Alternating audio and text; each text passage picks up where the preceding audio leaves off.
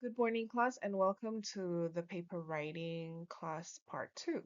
Today, we're going to study about the writing process, and let's just switch to the second slide. So, there are five stages of writing. The first one is pre-writing, and then drafting, revising, editing, publishing, or sharing. We're going to go through the all of these five stages. The first one is pre-writing, which we have to brainstorm, research, and organize ideas.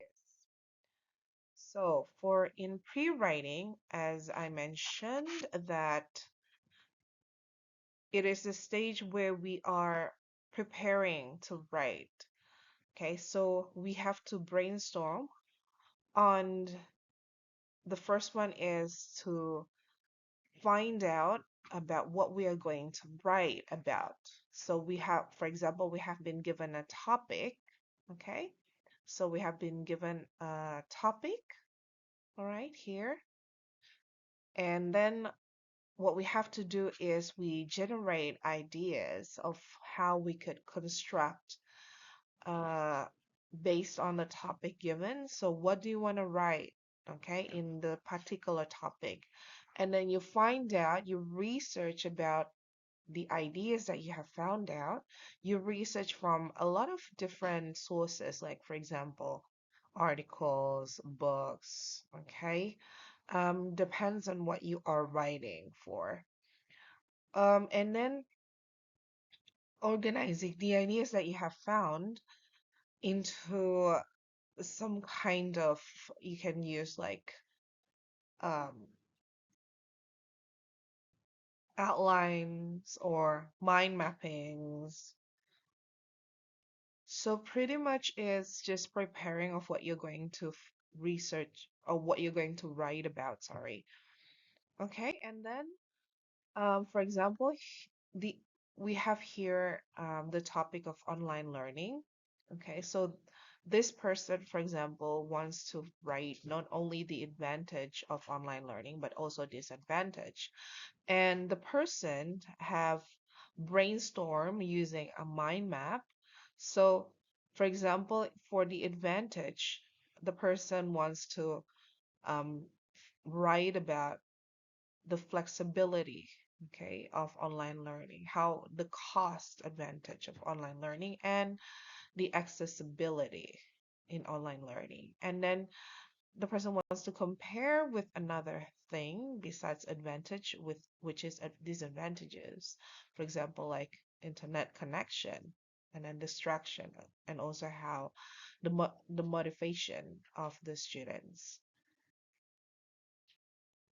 Okay, now the second stage of writing was drafting. Okay, so drafting is you write the first version, okay, and it doesn't have to be perfect. You just have to focus on the ideas, and you don't need to focus on how to provide correct grammar. This is an example of a draft of a paragraph. Exercise is good for university students. It helps them in many ways. Firstly, it keeps them healthy. They don't get sick as much if they exercise. Secondly, exercise makes them less stressed. They feel better. Lastly, exercise helps students be social. They can join sports club. Now, here is an example of just a draft, pure draft. It is not really written in a very flowy, coherent, and not, well, I'll say it's grammatical, but it's not very academically written. So in here, there are, of course, you need to revise the paragraph again. So this is called draft, okay? And then next, this is an example of, sorry, this is example, not drafting, but it's revising. After you draft, you do have to revise your writing. And this is the revision of what you have written from your draft. Regular exercise offers significant benefits for university students, not only for their bodies, but also for their minds and social lives. First, it improves physical health by strengthening the immune system and reducing the risk of illness.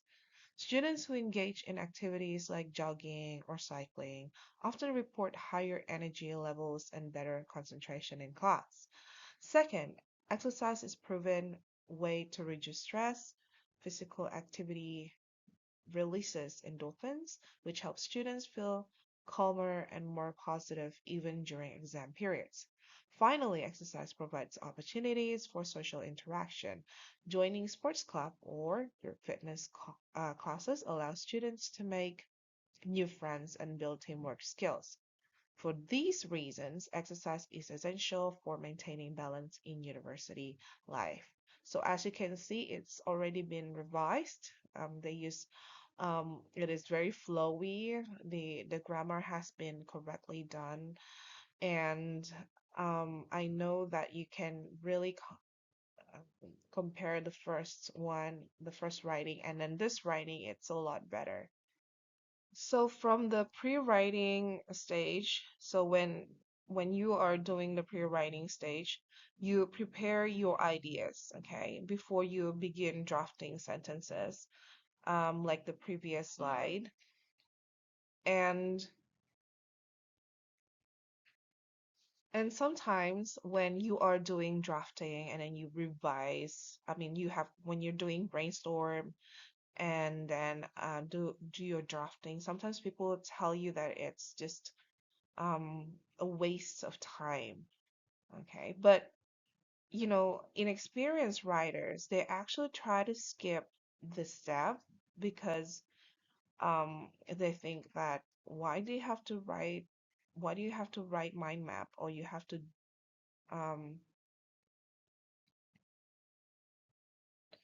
well, you will see that when you are using these stages, you will see that you will not feel stuck, after writing sentences, and you don't wander around without clear direction.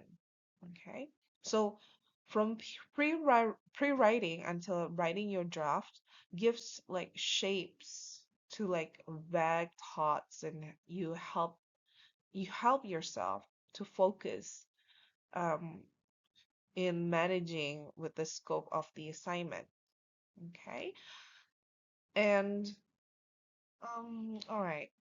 So next is, it's an example of a mind mapping. This is actually not mind mapping, but it's like outline of what you're going to write. So the topic here is the benefits of exercise.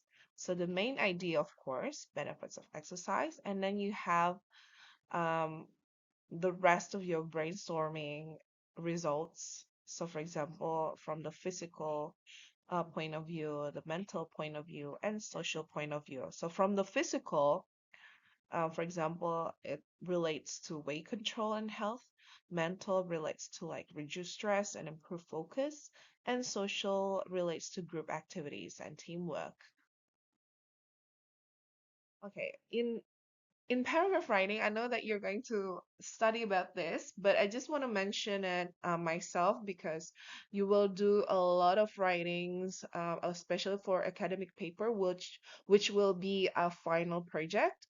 So in a paragraph, there will be a topic sentence, supporting sentences, and concluding sentence. So topic sentences usually introduce the main idea, and it is in the first sentence. And then supporting sentences, they provide explanations and details, examples, or evidence. Whereas concluding sentence, it only summarizes the idea or links to the next paragraph. Okay, so topic sentence, it's only just one sentence and it is in the beginning of a paragraph. Whereas supporting sentences could be more than one sentences. It could be two and more. Whereas concluding sentence only needs one sentence to summarize your idea. Okay, and then there should be, if you have a paragraph after this paragraph, you need to have a link sentence, to link your final sentence or your concluding sentence to the first sentence of the first paragraph. All right, of the next idea. Let's move on to, okay, an example. Okay, the topic is the importance of sleep for students. Okay, now the topic sentence, which is the initial of the paragraph, is getting enough sleep is essential for university students to perform well academically. And then there will be supporting sentences. Okay, sleep helps the brain process and store new information, which is crucial for learning and memory. For instance, like the examples that have been said that you have to support the topic sentence. For instance, students who consistently sleep at least 7 hours per night are more likely to remember material for exams compared to those who stay up late. You see how it supports the topic sentence, right? In addition, oh, there's more. In addition, adequate rest improves concentration, making it easier to follow lectures and complete assignments efficiently. Sleep also reduces stress levels, which helps students maintain both mental and physical health throughout the semester. So you can see how many supporting details are there. Tell me how many supporting details here. And then there should be a concluding sentence. Okay. Therefore, by prioritizing regular sleep, students can improve their academic success and overall well-being. Okay. And then if you want to have another paragraph after this, you have to have a sentence that would link to the next paragraph.